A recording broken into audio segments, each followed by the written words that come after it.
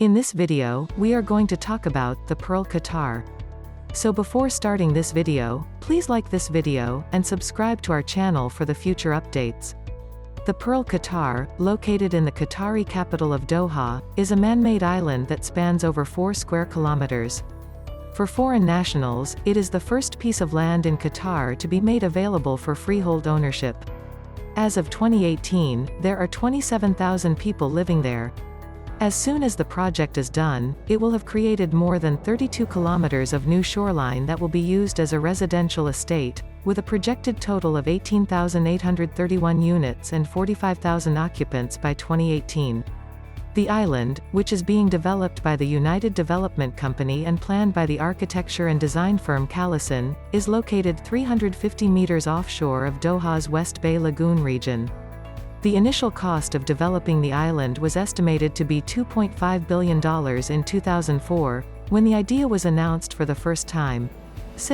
According to current estimates, the project will cost $15 billion when completed.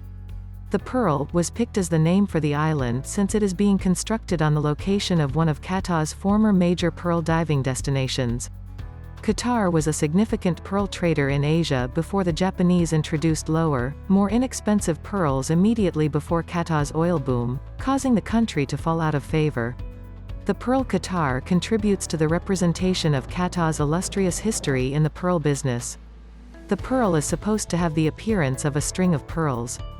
The pearl is a type of gem that is found in the ocean. Qatar is the world's longest waterfront retail walkway, and it attracts visitors mostly because of the variety of goods and services it offers.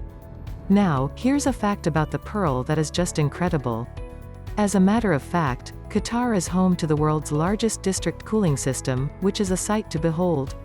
With Mediterranean-style marinas, residential towers, villas, and hotels, as well as high-end designer stores and showrooms, the region is a premier destination for luxury shopping and dining.